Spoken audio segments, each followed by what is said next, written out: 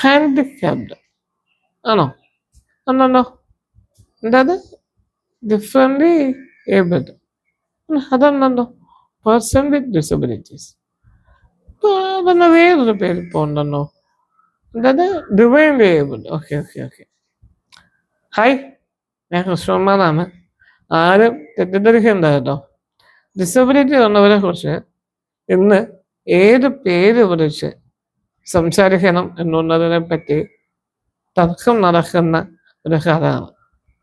പക്ഷേ പേരിനപ്പുറത്തേക്ക് ഈ കമ്മ്യൂണിറ്റി അഭിമുഖീകരിക്കുന്ന കുറേ പ്രശ്നങ്ങളുണ്ട്. അതിലേക്കല്ലേ നമ്മുടെ ശ്രദ്ധ പോകേണ്ടത്. ആണെന്ന പക്ഷക്കാരനാണ് ഞാൻ. അപ്പോൾ അതിനൊരു ഓപ്പൺ കോൺവെർസേഷൻ, ഒരു ചർച്ച നടക്കാൻ പോവുകയാണ്.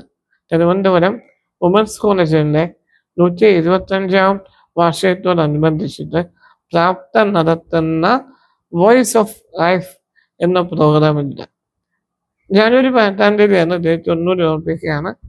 ഞാൻ ഉണ്ടാകും അവിടെ, നിങ്ങളും ഉണ്ടാകണം. അപ്പോൾ പ്രാപ്തയ്ക്കും വുമൻസ് കോളേജിലും വോയിസ് ഓഫ് ലൈഫിന് ഏറ്റവും ഭംഗിയായി നടക്കാൻ വേണ്ടിയിട്ട് എൻ്റെ എല്ലാ ആശംസകളും നേരുന്നു.